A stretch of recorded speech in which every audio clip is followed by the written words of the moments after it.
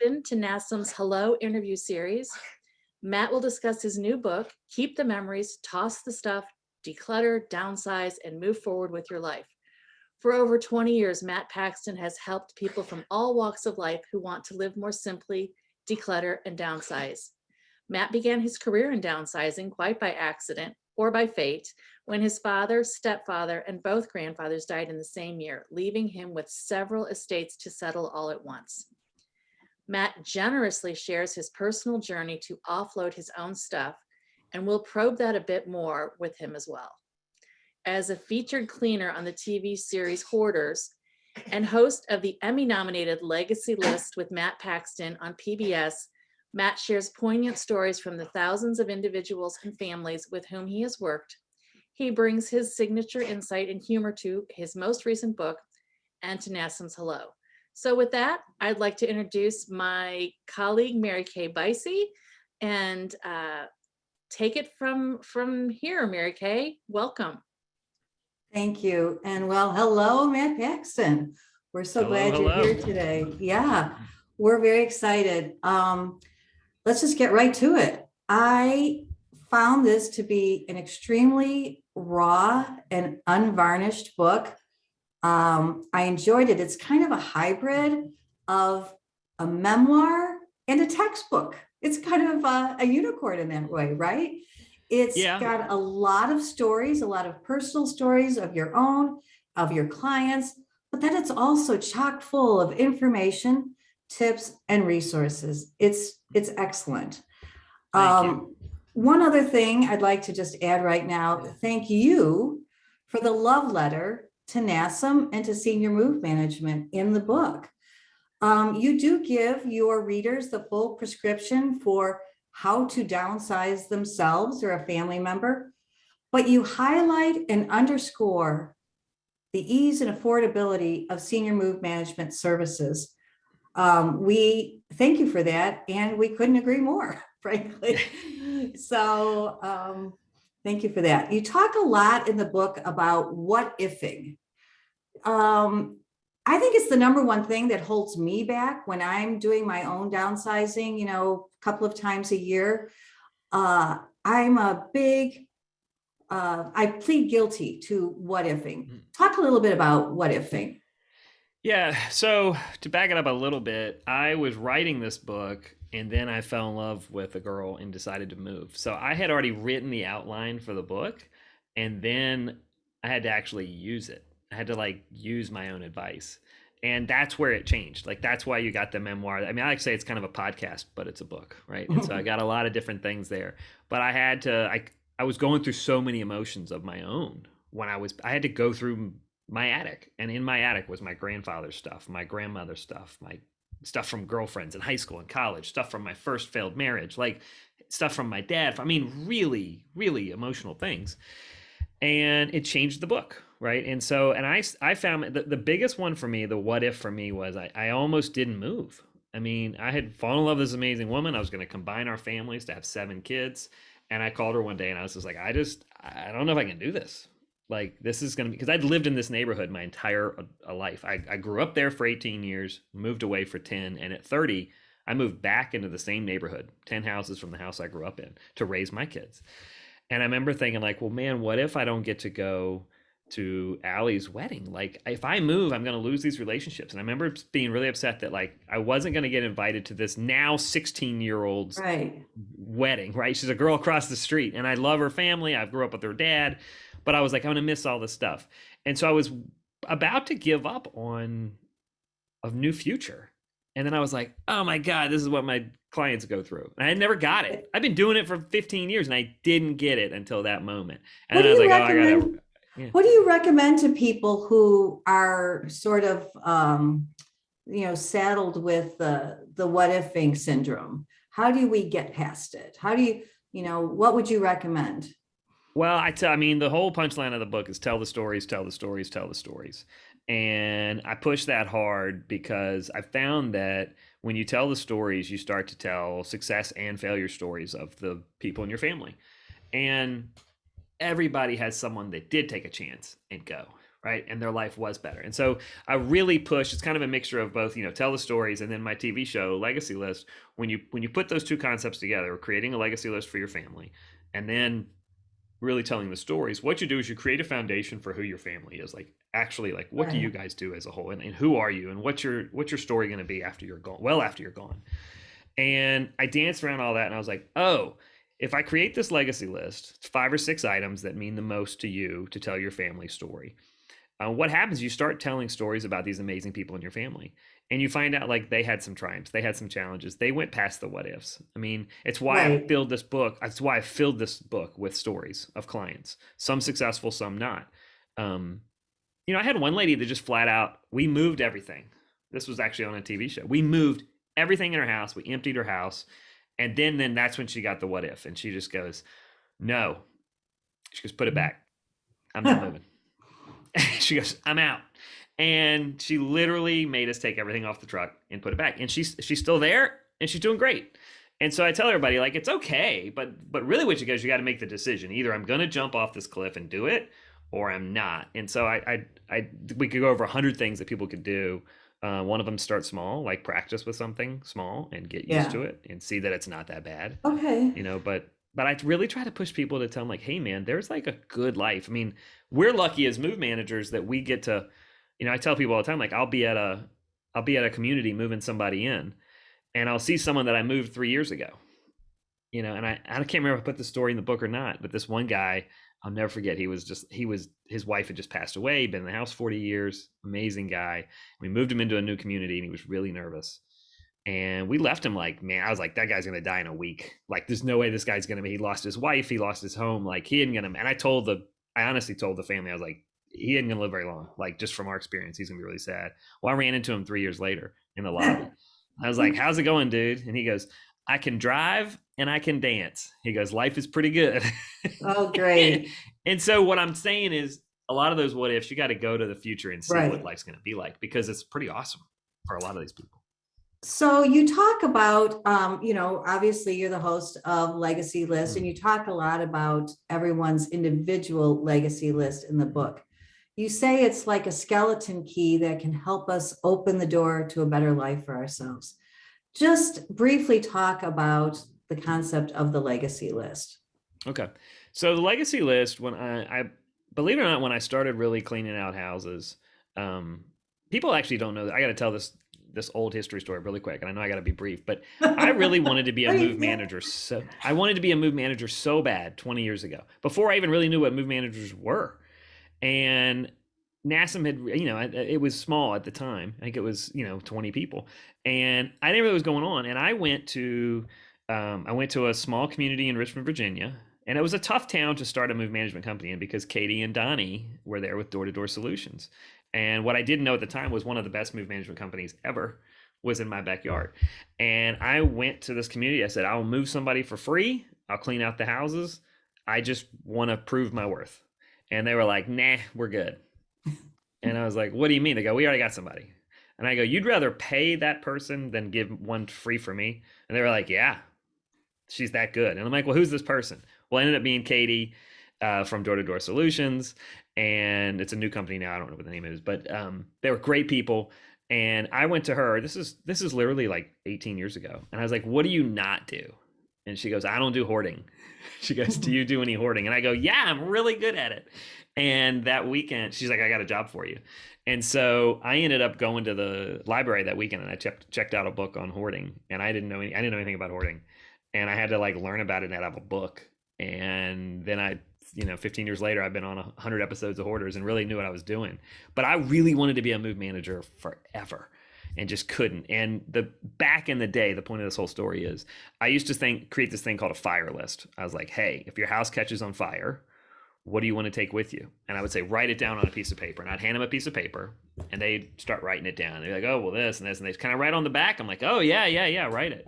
And they would, put 100 items. If your house catches on fire, this is what you got to have. And then I would say, great. And this tells you how long ago it was. I pulled out a stopwatch. It wasn't actually a cell phone. It was a stopwatch. And I was like, great, your house is on fire. Go. And I would hit the stopwatch, and I'd say, you got 2 minutes. House is burning. Grab what you want. And I did that as a practice for people to understand that, hey, when your house burns down, you're going to lose all the stuff. And so you got to know what you really care about. And if so, I was really doing that to try to get rid of storage, because I was like, storage is really challenging, and you're not really showing your items in storage. But at the end of the day, I couldn't make a TV show called Fire List. And so right. I started transitioning. No one's going to watch that, right? Yeah. So I transitioned to Legacy List, and the concept over time it created, and what it was I wanted you to have a list of the 4 to 5, maybe 6 at most important items in your family's story. Because for me, I realized through a lot of therapy of my own and helping other families as well, I realized that, I was keeping all my dad's stuff because I wanted my dad to still be alive.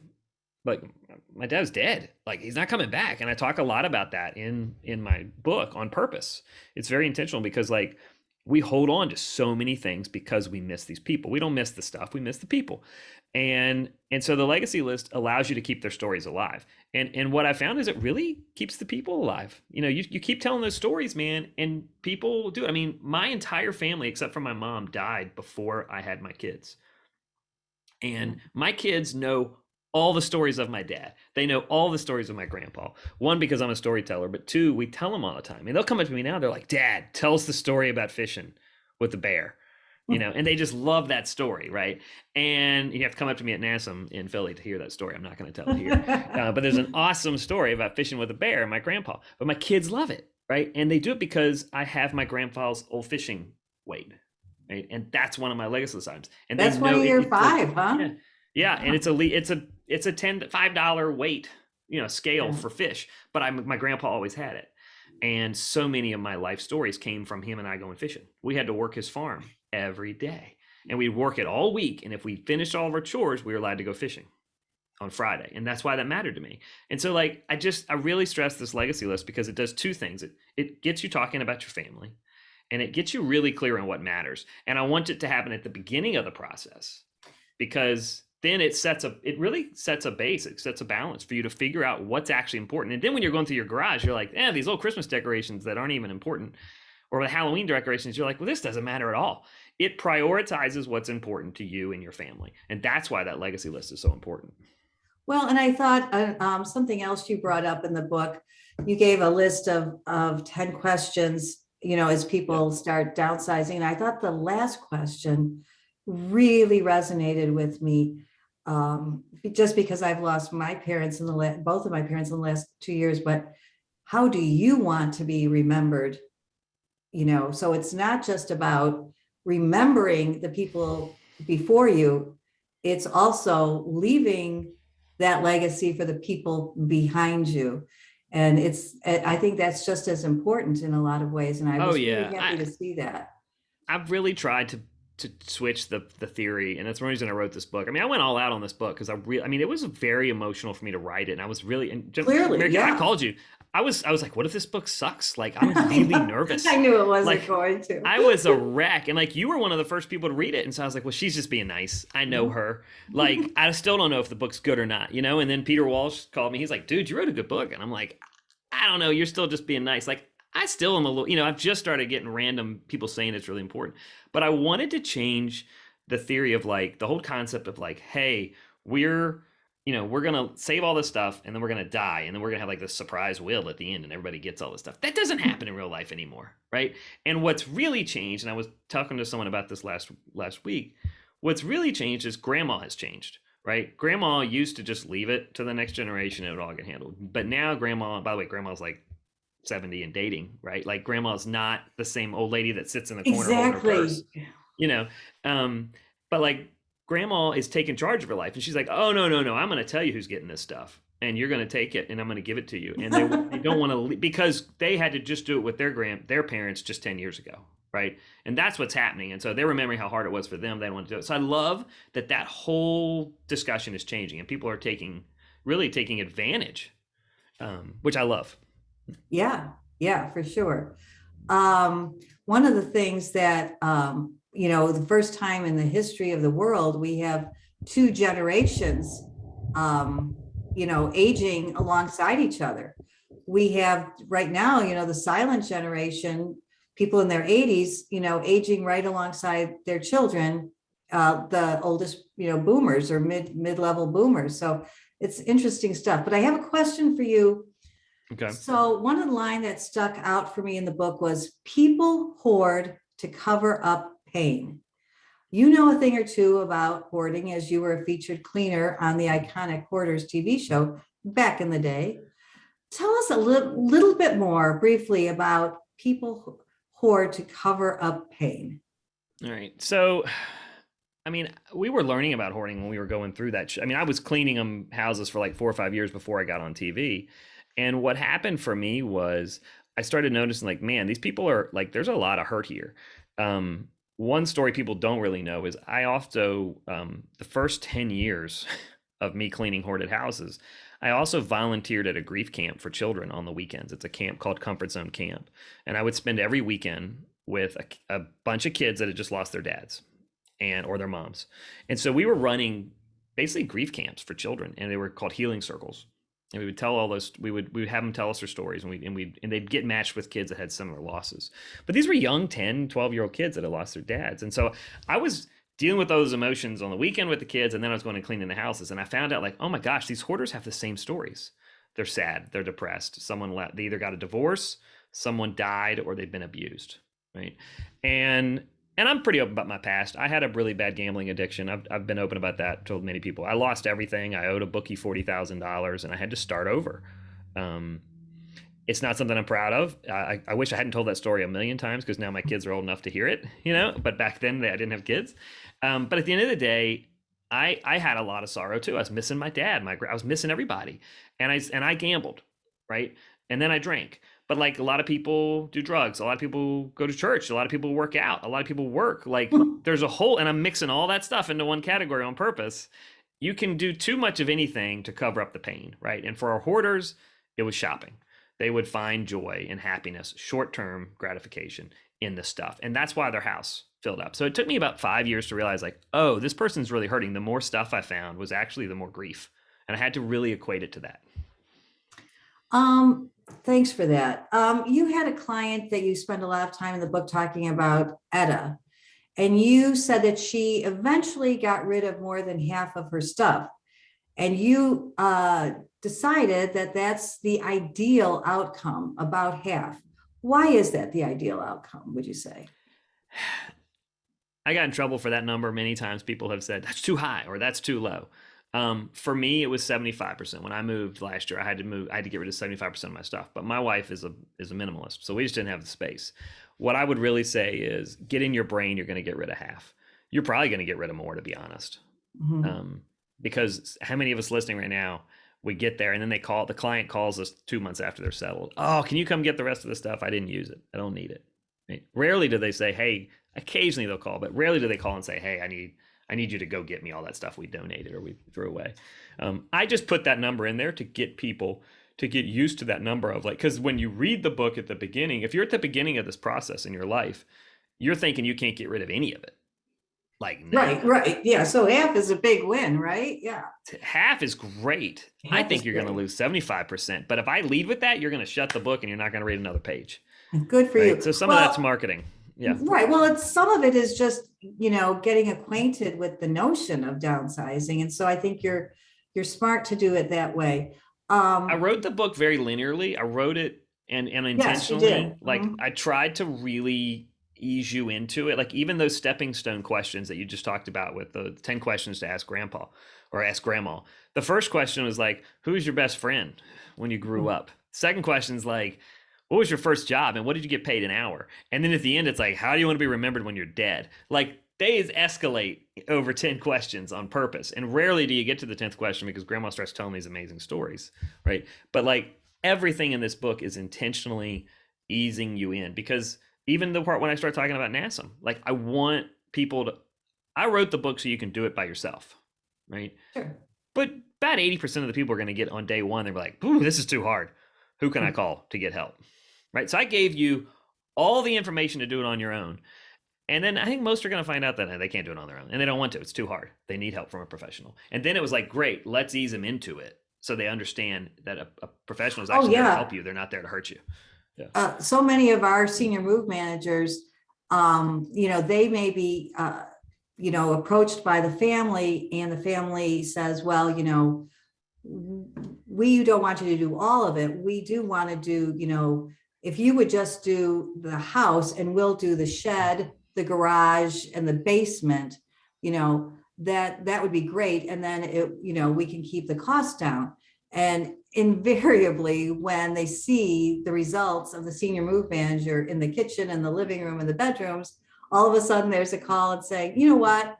Why don't you guys just do the basement, the shed, and the garage too? Yeah. Oh, exactly. I used to send baskets. I would send one of those fruit baskets from Edible Arrangements on the first day. I'd send it around 2:00 because I knew that's when the family was done, right? Like they'd be fighting by that point. They'd be like, "This is too hard," and then they'd be like, "Oh, Matt from Clutter Cleaner just sent us some food. Oh, we got to call that guy. That was really smart." So I would always even time the delivery. Or I mean, one time I brought them chicken because I knew they would hire me because it's just too hard. I mean, it's too emotional. It's 50 years of memories. If you broke your leg, you're going to hire a doctor, right? And so I remind people, like, if you're in a home, you're going to need help by a professional. And there's thousands of really good professionals that do this.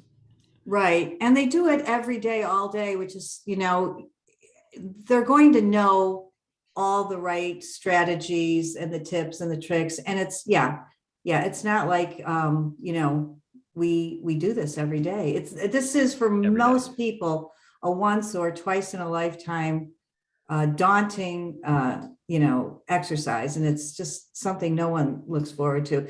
A question I had is, you write in the book, the first and most important question in downsizing is, where are you going? What is your destination? Or as we say in my business, what's the finish line? You may end up staying where you are and aging in place, or you may downsize to a smaller home. Are you seeing what we're seeing in NASMM, where people are using the services of a senior move manager or doing it themselves, downsizing themselves, but not going anywhere, but just creating a better quality of life in the home they currently live in? Are you seeing that trend? Totally. We're seeing it at a high level, honestly. I mean, we thought this industry was all, 20 years ago, it was like, oh, there's all these family members that are going to move to this $1 million senior living community. And that's great, on TV. But that's not the reality for many people, right? And the number I throw is 93% of America actually can't afford one of those places, okay? And so, but they still have the same emotions, the same feelings, and the same needs. And so, yes, they're downsizing to age in place or live somewhere else. They're moving to Florida. They're moving anywhere for a reason. And so what I say, so many of my family members would call me and they'd be like, "Oh yeah, I really got to start downsizing." Like, great, where are you going? "Oh, I don't know." And I'd be like, "Well, I can't pack for vacation if I don't know if you're going to the beach or the mountains," right? And I would use that. It was such a dumb analogy. It was so simple, but it worked. I'd be like, "Where are we going?" And they'd be like, "Well, I don't know. We'll figure it out." I'm like, "Well, that's great, but like, I can't go through all your stuff unless I know." And what I found was I'd get halfway through a job and they would quit, right? And so I two things in my career. I learned to say no professionally. And that's really hard because when you're starting off, you need revenue, right? But on hoarding, if the person refused to go to therapy, I had enough evidence to show that they always would fail, right? The house would not stay clean. And I thought it was unethical to take their money if I knew they were going to just fill the house again. And so I had to get to a point where professionally I would say, "No, I will not accept your money. I will not help you until you go to therapy." And what it paid off, because what it did is all my jobs were families that really were ready and committed, right? And so I have the exact same theory on your why. I'm not going to pack you up. I'm not going to help you declutter your space until you know where you're going. Because what I found is I'd get halfway through the job, I'd get committed to the family, and then they would quit because they don't know where they're going. And the second part of that, what's your finish line? The bigger part is your why. Why do you want to move? All right. Because the easiest thing in decluttering and downsizing is quitting. It's like working out. I mean, you can work really hard and you just go eat some ice cream and it's over, right? That's quitting. And so the older I get, I see more similarities between working out, fitness and health, and decluttering. And I want people to not quit. And so what I say is, you know your finish line, where are you going? And there's so many options where you could go. I mean, every day it changes. Home sharing is something that didn't even exist 3 years ago, right? And Silvernest just flipped that on its tail. And I see a lot of clients now clearing out a space to bring a roommate in, which is really cool. And so there's just tons of options there. But what I want people to do is the why. Like, why are you doing this? Are you moving for freedom? Are you moving for independence? Are you moving for health? Are you moving to be closer to a grandkid? Like, what's your why? And I said this the other day. Everybody here knows me. I've struggled with my own weight for a long time. About 10 years, I've been talking about my weight. And this year, my son, my 12-year-old son said, when I'd finished this book. So this is not in the book. I'd finished it, but I was getting ready to prepare. And I was getting ready to start do the press. And my son said, "Hey, Dad, are you going to die the same age as your dad?" Mhm.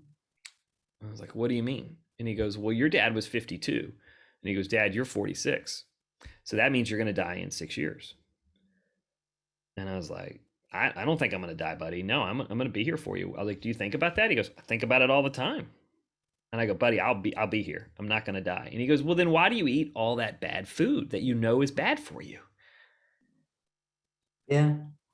Kids, And I was right? like, ugh. And he goes, "Dad, I see you being a dad." And he goes, "It looks really hard."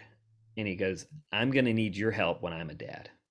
He goes, "So can you stop eating all that bad food?" That punches you in the face, y'all.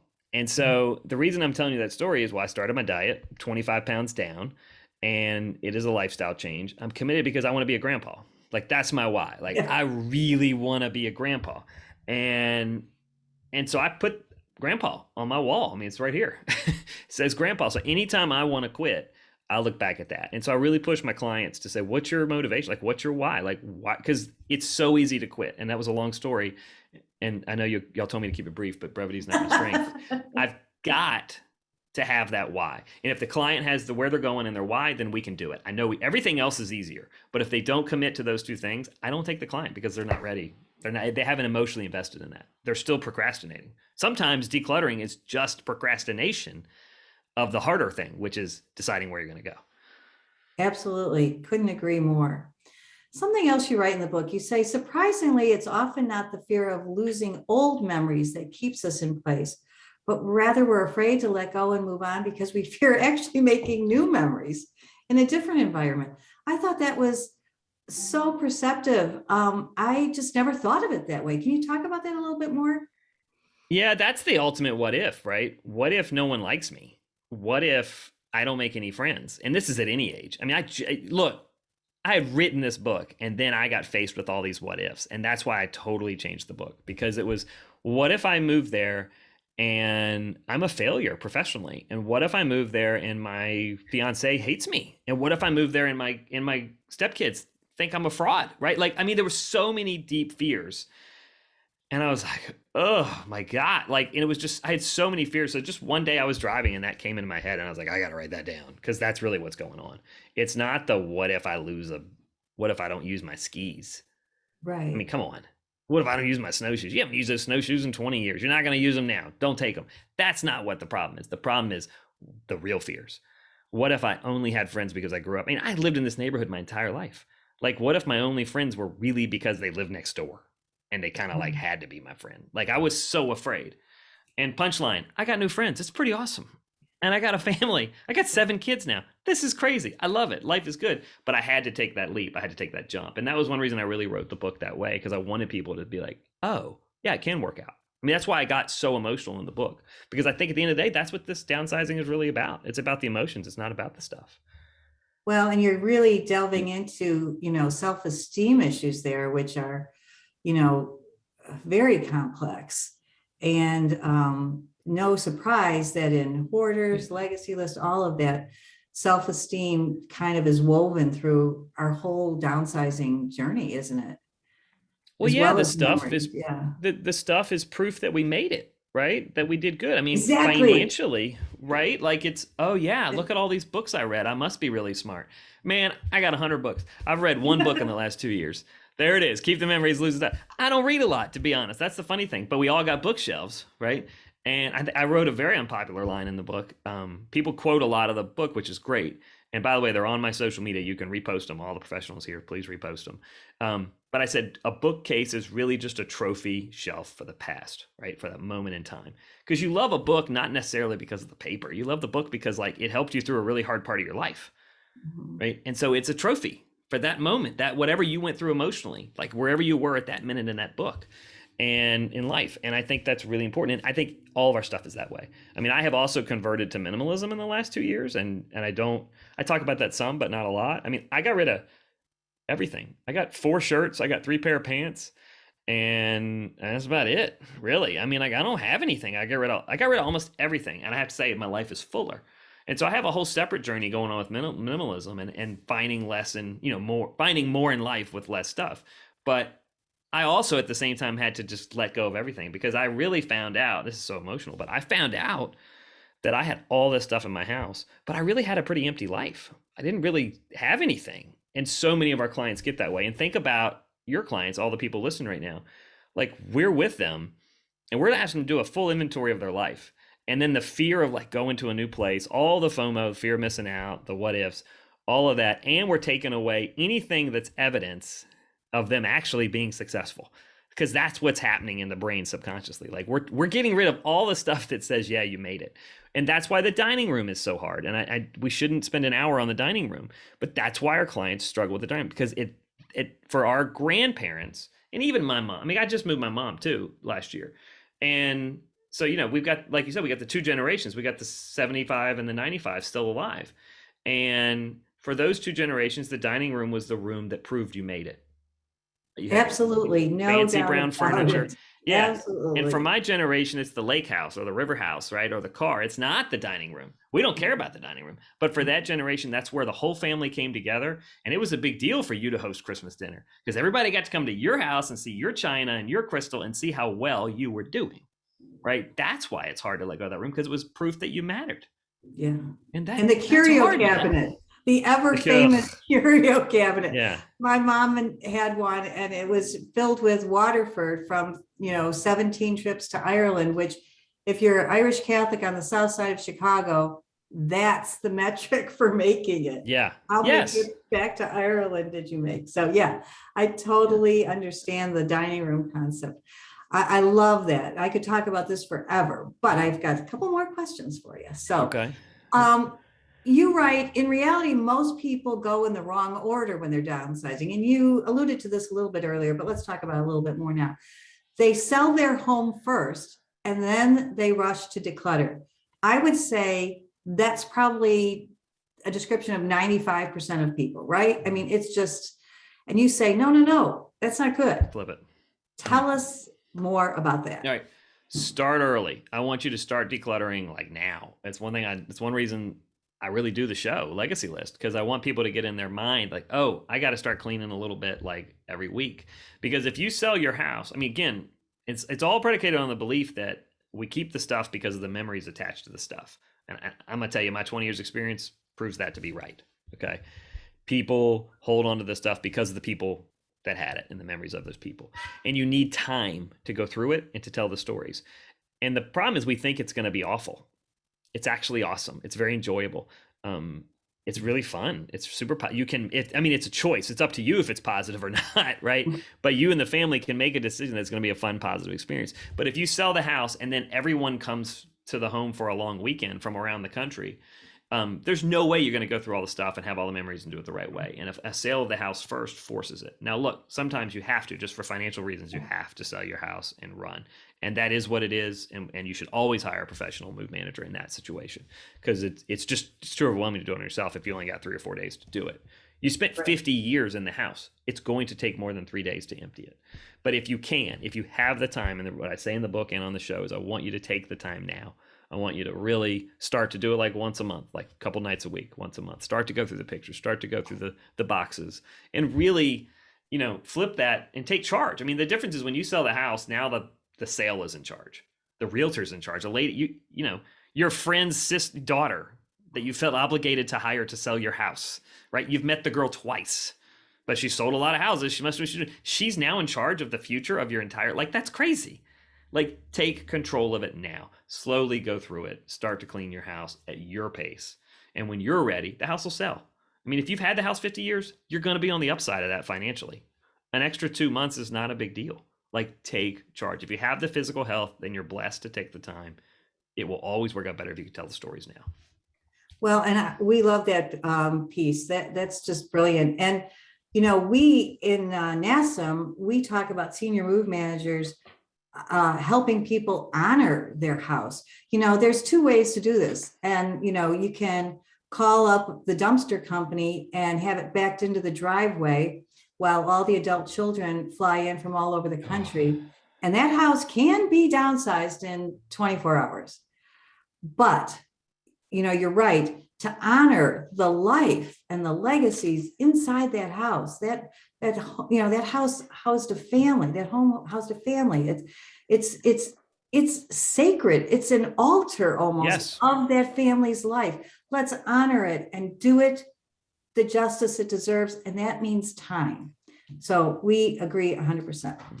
Time, but with an asterisk, real quick. Time with an asterisk. Put a legit time limit on it, though, because so many. Because then you always get that one nephew that just like, oh yeah, I do want that art. I'll come. Why don't you hold on to it, or why don't you ship it to me? Like, no, there's a limit on the time, and if the person doesn't come and get it, then it deals off. They don't get it. Absolutely. Another thing you say is organizing supplies create more clutter. I'm sure the Container Store won't love you for this, or Target. I don't think the Container Store is going to sell my book. What I said was, I don't believe that buying more stuff is a good way to get rid of stuff. I just don't. Like, you don't. I can't. That comes more from my hoarding days than less of my downsizing days. Like, I always, when you clean out a hoarded house, I find stacks and stacks and stacks of Sterilite boxes where people have bought. I see stacks and stacks of vacuums, really expensive vacuums that people bought at Target. And I also find lots and lots of workout equipment. And what those are is good intentions. Okay. It's all positive intentions. They're trying to, I'm going to lose weight. So I'm going to go buy a bunch of tennis shoes, a bunch of tights from Lululemon. I'm going to buy a bunch of new workout equipment, and I'm going to get fit. And when it happens is you fill your extra spare bedroom with a bunch of really expensive workout gear, and it's still there. Decluttering, same way. You know what? I just flip it. Don't go buy a bunch. And I don't want to disrupt our sponsors. A lot of the sponsors, because a lot of these people are sponsors for a lot of my companies and my shows and even NASMM. I'm not saying don't get new shelving in your garage. I'm saying do the decluttering first and then buy the proper amount of supplies you need to store what you've decided to keep. Because if you buy 40 bins, you're going to fill 40 bins. If you buy 10 bins, you're going to fill 10. And so do the decluttering and the downsizing first, get it to the amount of stuff you want, and then go buy the proper supplies. And then you've got a house that's less cluttered, and you've got really cool supplies that actually help you, kind of show your stuff and use the stuff and actually, serves your life better. I mean, to me, stuff should be used and served and talked about, right? That's the reason you have stuff. And if it's all in a box in a storage unit, it ain't helping anybody. Right. I hear you. I couldn't agree more with that as well. One thing that really stood out to me, and I thought it was a little rough, and I am a big downsizer. I do it frequently, and I think it's an occupational hazard of being with NASMM for 16 years. But everyone who knows me thinks I'm a pretty consistent downsizer. But I even thought this was rough when you said the 1 month rule. Whoa. Okay. Because I've always heard 6 months or a year, but when you said 1 month, so tell our viewers about the 1 month rule. All right. And this is exactly why I put 1 month in here, because we're talking about it. If I put 6 months or a year, you would say, yeah, whatever. Okay. Okay. Nobody's going to keep everything in a month, right? But it sure upset a lot of people. And that's the number one question I get in interviews. And they're talking about not only my book, but they're talking about how long should they do it, right? I think 6 months, other than close, I think 6 months like I really push it more to my other rule, which is the fantasy self, right? Yes. Like really get realistic. Like I just got rid of my skis, right? I haven't skied since I was 24 years old, and I had to get rid of them because I was like, well, what if they wouldn't even fit my son anymore? I don't think my 12-year-old son, who didn't exist last time I went skiing. But I think clothes, you really should look at it in a year. Everything else, I really do think 6 months. I mean, but the reason I put a month in there was I wanted people to actually argue with me and choose the number. And so whatever your number is, fine, but stick to it, right? I'm really big. My favorite, this is the dumbest organizing rule. I saw it somewhere on Facebook. I did not invent it, but the turning all the hangers the right way. Oh yeah, I've seen it too. Wooden hangers, by the way, don't do plastic hangers, but wooden hangers all go in the right way. And then when you wear the clothes that year, you turn it around the other way. And so when you finish at the end of the year, you know what you have and have not worn. I love that rule. It's super simple. It's visual. You see right away. And I did that one year and I was like, well, I still like that shirt. And so I kept it. Right. And I didn't go with the rule and I kept it. And then I did it same thing again next year and I didn't wear it for 2 years in a row. And it was like, all right, I got to get rid of it. This was years ago, but it forced me to do it. And I think it's a good rule. Try to keep everything at 6 months, but find out whatever that month is for you and then stick to it. You got to get clear, have real guidelines and stick to them. Okay, now I'm going to have to ask you, why don't you like those felt hangers? I love felt hangers. I have felt. I'll go with the felt hangers. I will. Yeah, I'll go with the felt hangers. They're thinner. Okay. They're really good for travel. They're actually really good for travel. And if you have a small space, city space, actually those felt hangers. Exactly. Yeah. You can get more. I'll go with that. Yes. All right. I have four for my. I have 4 felt hangers for my suitcase. Oh, geez. So, NASMM gained a lot of notoriety a couple of years ago. There was an article written and it was they interviewed us and the title of the article is "Nobody Wants Your Stuff." We got like 1 million hits on that. And then I open up your book and you're like, nobody wants your stuff, but they want some of your stuff. It's just not the things that you think they want. Yeah. So talk about that. Nobody wants your stuff. Nobody wants your stuff with an asterisk. All right. And that article, I think it was Next Avenue. Yeah, I just retired. Next Avenue. He just retired. Next Avenue, Richard Eisenberg. Yeah. Yeah, great guy. He's been good to our industry. Yes, he has. that article really changed a lot of people's opinion, and he said what everybody was thinking, which is nobody wants your stuff. And I'll just take it deeper from my experiences, because what that does is it really looks unfavorably on the youngest generation. The millennials do want your stuff. They just don't want what you want them to have. Right. Let's go back to the dining room. We want them to have the dining room because of all the emotional issues we have with our parents and great aunts that haven't been here for the last 20 years. They weren't connected to that at all. Right. But they do love you. Their memories with you are skiing or hiking or something else. I tell this story a lot. My grandma wants me to have she wanted me to have stuff from her dining room. She really wanted me to have her curio cabinet. I'm a minimalist. I don't even have furniture. I mean, we barely have any furniture. That's the last thing I want is brown furniture. And I was just like, no, I'm good, Nanny. And she's, well, why don't you want my stuff? You don't love me. And I literally heard her and then other clients say, well, they don't love me. I'm like, that's wrong. You're uneducated there. They love you. They just want something else. My favorite memory of my grandma, we were bike riding. My grandma was a young grandma. She was like in her 40s when I was a kid, and 45, 50. And we would go bike riding all the time. And there's this hill at the back of my neighborhood called Dead Man's Hill. And we weren't allowed to ride down it. And my brother and I thought it'd be funny to take my grandmother to that hill. I'm 8, 10 years old this time. I don't know. We're riding towards that hill. And my brother and I hit our brakes because we're not allowed to go Dead Man's Hill. Mm-hmm. My grandma didn't know that. She flies down the hill. And we hear her yelling, woo! She's going down the hill. And my kids grew up on that hill too, sledding on that hill. And so I was telling this story the other day to my grandma, who's 96, still alive. And she's laughing. She goes, I remember that. I was so mad at you. I go, exactly. And I go, I don't want your dining room table. I want the emblem of that bicycle. I wanted the front of her Huffy because I had greater memories of her on that bike. We went around, as far as I'm concerned, I was seeing the world with my grandma on that bike. So it's not that I don't love her. I just don't need that stuff. I need something else. And the best way to find out, by the way, is to ask your grandkids, like, what do you want? Instead of telling them they got to have it. You got to ask them because they'll probably tell you. For sure.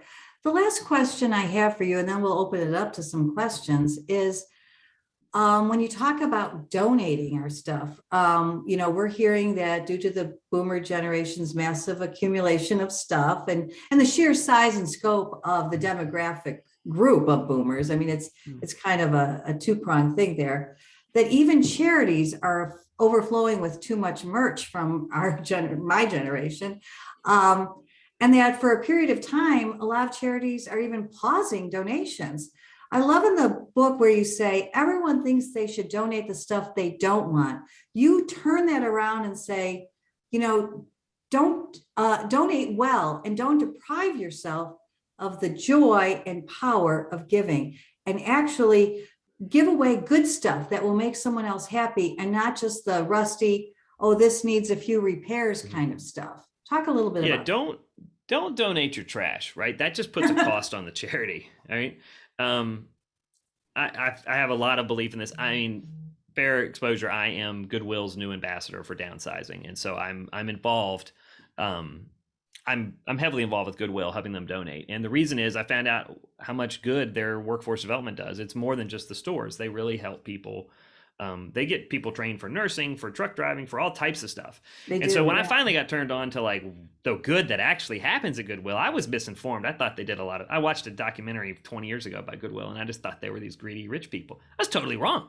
Like, they do a lot of good, and a lot of good people, not just at the stores, but at the stores too. They do have people with good jobs. And so I've really gotten addicted to donating, mainly because I had to sell all my stuff. And I guarantee you will never be happy with the amount of money you get for the stuff. If you put a financial value on something, you're never going to be happy because you paid more for it, right? I mean, if you have a Picasso, great. It's probably going to work out well for you. But for the average amount of stuff, I mean, I've cleaned out thousands of houses, and we've resold a lot of the stuff. And there's great partners like Max Sold and EBTH, just great people that will do that around the country. But after the kids take the good stuff and you take what you want, believe it or not, this is going to upset people, but the average amount of money that you make on the rest of the stuff in your house, if you sell everything, it's about $8,000, about $8,000. Wow. I'll let that sink in. $8,000. It's not a lot of money. So whatever you think it's worth, 10% is what you'll get for it. Right? So if you think it's worth $100, you'd be lucky to get $10 for it, because it's a saturated market. Right? And so the whole reason there is, if you get invested in donating, that joy you feel, that love you feel, that excitement you feel for helping others, you will get that in donating. You will not get it in selling. Selling, you're going to be disappointed. Always, because you put a financial value, not an emotional value. So focus on the emotional. If you're hiring me, you probably don't need the money. I'll be honest. Right? Like, at the end of the day, if you're moving to a really nice community, you probably don't need it. If you need the money, sell it. Get every penny you can. It's necessary. Do what you got to do. I like Facebook Marketplace. I like Max Sold, I like EBTH. If it's one-offs, Facebook Marketplace is probably the easiest because it's local and it's safer. But there's lots of options on selling. But I promise you, and you don't have to use Goodwill. I love Goodwill, but just find something that you relate to their mission, right? Like, that whatever. I mean, I did a lot of work with Catholic Charities for a while because they were putting a lot of immigrants they were giving, housing for immigrants. So I thought that was really important. Whatever is important to you, find that value and connect with them, and then donate. And I promise you'll feel better. You'll get more excited about the donating than you will the selling. And sometimes you're just donating to an individual that you care about, a local individual. And there's a great story in the book about this, and I won't spoil it, but it's a wonderful story, and it was an amazing thing to be a part of. Just find someone that believes the same thing you do and give them some stuff, and they'll be really happy.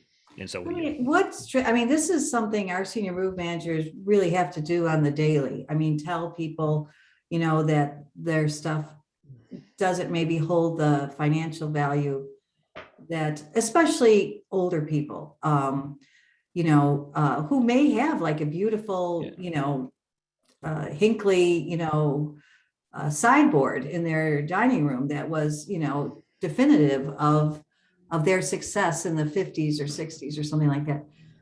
What are your recommendations for telling a family member, if someone is watching this and they're choosing to downsize themselves, how would you approach that? I mean, you got to tell them. First of all, you got to say, like, hey, we're getting rid of this, this, and this. Ask people. Like, I found a lot of times if someone wants to give something, they've also picked the item and the person. I mean, just focus on the item. Don't worry about the person, and then let the family know, hey, I'm getting rid of this. Does anybody want it? If it's really important to you, then you say to your sister, like, I really want you to have this, and this is why. Tell the why. The why often gets left out. I think I talked in the book about, there was a Christmas tree ornament, and the granddaughter was like, I don't want this Christmas tree ornament. I don't even believe in God. Like, I don't do Christmas.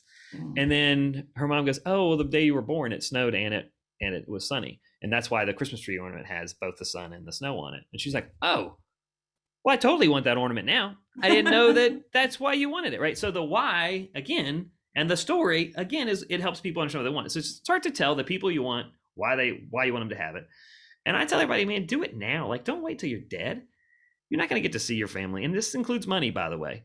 Don't wait and give it to them later. Like, give it to them now so you can see them enjoy it. I mean, we don't know what happens on the other side. So hopefully you get to see them, but who knows? I can guarantee if you give it to them before you die, you'll get to see them enjoy it and share those stories. And now if you want, if you're the recipient and you want something, you need to also say, hey, grandma, I don't want this, but I would really love that. And then tell her why. And then the one, it was very unpopular, but very important to have in the book. You're not allowed to put rules. Sorry, my son is hitting it. You're not allowed to put rules on a gift. I have so many clients that are like, oh, well, I'm going to let you have my piano if you put it in your living room. If you're not going to put it there, then you can't have it. I mean, and there's a whole lot of, look, on the donating and the gifting and the selling, I wrote this so that you don't have to convince your mom all the rules. I put them in there. I wrote them a very specific way. So if you have a client or a loved one that is not doing it so eloquently, give them this book because it'll walk them through all the really hard parts. And if you're a professional move manager, then there's some communication techniques that will make it a little easier to hear. But like at the end of the day, it's just stuff. And I see so many families get upset about it and like fight and like get torn up about someone got something else. There's no need, families don't need to break up over stuff. Like that's just so silly. So hopefully we've written a book that'll help them navigate through all that. I'll say it's a great book. Jennifer, do we have any questions from any of our viewers? I see one. One of my goals this year is to repurpose household items for refugees that are moving into our area. And it's been super rewarding. What are your thoughts on repurposing or upcycling items for good reason? I love it. Anne-Marie's dead on. I really, really love what they're, the repurposing and the upcycling. Upcycling is really cool these days. Like, I mean, I've seen a lot of people take the china and bust it up and then turn it into like some kind of artwork or something. Or, I've seen lots of ways to upcycle and repurpose things. We've all seen the t-shirt blanket, but there's lots of ways, and I cover a couple of them in the book. There's lots of ways to really serve the stories behind the items by repurposing them. I love them. But the rewarding thing here you're doing is you're trying to help families start over. And it sounds like Anne-Marie called around. She found the right charity. I know Goodwill will work with you on that. But call whoever, but just find the charity that her specific mission is to help refugees that are moving into the area. There is someone locally doing that. So get on the phone. Now here's the problem with giving and recycling. Giving and recycling, it ain't easy and it's not profitable. So you're going to have to do some legwork. Let me repeat that. Yeah, for sure. It's not profitable. So no one's going to do it for free. You got to get on the horn. You got to call people and you got to find once you find it, it makes it really easy. And so ask around. I say, go to churches, go to schools, find out what you can do. But I tell you, I also, the oldest way is you put it on your front lawn and you say free. Somebody will come take it. I guarantee you. You may not want them to, but they will. So like, just get out there and do the work. Call somebody. Will want your stuff and appreciate it as much as you do, and you will be happier when you give it to someone that appreciates it. Let me ask you to just take out your crystal ball for a minute, or your 8 ball. I just saw that I might be speaking at NASMM this year. No, I want to ask you, this is something that, as a mom of 4 young adults in their late 20s, early 30s, what are your thoughts going forward? We keep talking about the greatest generation, silent generation, and baby boomers having so much stuff. I'm of 2 minds on where the future is headed with this. Part of me thinks our kids are leading, I don't want to say minimalist because that is a whole movement. And I mean, just more minimal lives. They're not buying houses for a lot of reasons, financial, student loan debt, whatever. So they're living in apartments longer, even raising families in apartments, things like that. They just want to be more mobile. They want to be able to take a job across the country or to move to the mountains in Colorado just because it's always been their dream. They want to be more nimble. So they're not holding on to stuff or purchasing, actually, I think, as much stuff. I mean, yeah. But the counterpoint to that is we've got Amazon at our front door every day, right? We've got Target, we've got Walmart. We've got IKEA. What are your thoughts about that? Well, Jamie Shapiro just answered it. I agree with her fully. She said, I think younger generation values experiences over possessions. But I agree. I agree. But stuff is coming to our front doors in ways that so it here, never this one, did. I love this question. We'll end on this question. Here's the deal. The younger generation cares. They work just as hard. They just work differently. All right. Like, I mean, I've been yelling at my stepson to get a job. I worked at McDonald's for $3 an hour at his age. And I keep saying, come on, man. Well, he hands me $1,000 a couple weeks ago. And he's like, yeah, I sold all my Pokemons and I flipped a pair of Air Jordans that I'll gladly sell you. Right. He's actually working smarter than I realized. They just do it differently. It's not that they don't. Okay. So I tell that story, which is, look, your grandkids do want some of your stuff. They just don't need the same, they're not keeping score the same way that we did. They keep score on life by going on experiences, living a simpler life. And so simplicity is the answer here. The word is they live a simpler life. It doesn't mean a less valuable life. Their life is awesome. They don't need as much of our stuff, but someone does. So I can tell you, Goodwill's never seen more stuff at their front door in their life, right? And the pandemic taught us one thing: family first, right? Family is more important than work. I think you are going to see this, I worked 80 hours. I thought you were not good in my 20s and 30s if I didn't get there before the boss and leave after the boss, right? The next generation, they ain't doing that, okay? And they don't need the stuff to prove it. They need experiences and they need time with you. So spend time with that generation. If you tell them the stories, like I say in the book, eventually they're going to want some of your stuff. It's not all of it. And that's okay. If they only get one item and they love you and remember you and they talk about you, then that's great. And you're going to be dead anyway. So who cares? Like you're not going to know. And that's never a popular answer, but at the end of the day, that's what's happening, y'all. You can't take it with you. And I think it's really important. Don't think they don't want any of your stuff. They do want some of it. They just don't want the stuff you want to give them. And I think it's fun. Embrace it.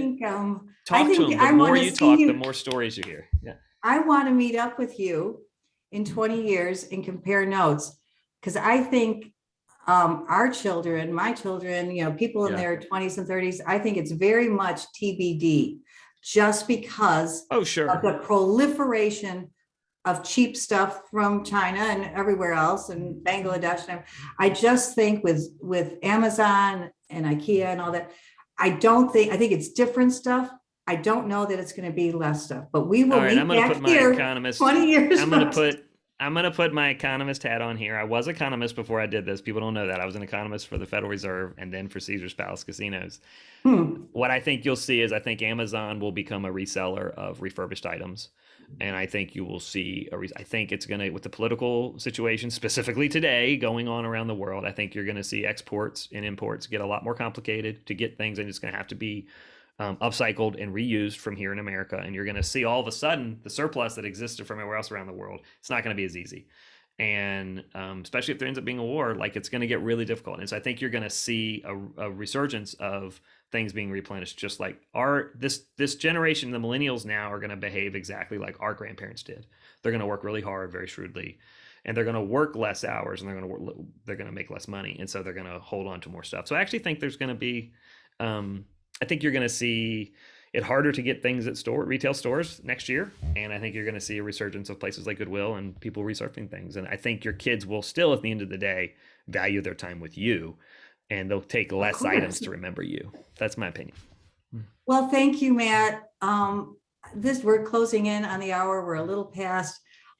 Your book is not huge, but it is hugely informative. But my heart is big. And so please buy the book. We know it. You've helped us discover the magic of memories is within all of us and not in our mountain of possessions. You are authentic and expert and compassionate. And all of that is evident on every page of the book. Keep the memories, lose the stuff. It's the definitive guide to downsizing in later life. Once more, thank you so much for highlighting the work of senior move managers and of NASMM in this book. We're going to have you back. We just got started. Thank you. I would love to come back. I got to say one thing. I am casting right now for Legacy List Senior 4. So if any of you professional move managers out there have someone you want to feature on the show, please go to my website, mylegacylist.com, or you can find me online. But just let us know. We've got families we'd love to participate with, and we'll feature the move manager and the family members as well. Thanks so much, Matt. And thank everyone for joining us today. Take care. I'll see you at NASMM in Philadelphia. What's the date? October 20th to the 23rd, 2022. I will be there to meet the friends that I love. Thank you guys. Excited to see everybody. Thanks, Matt. Bye.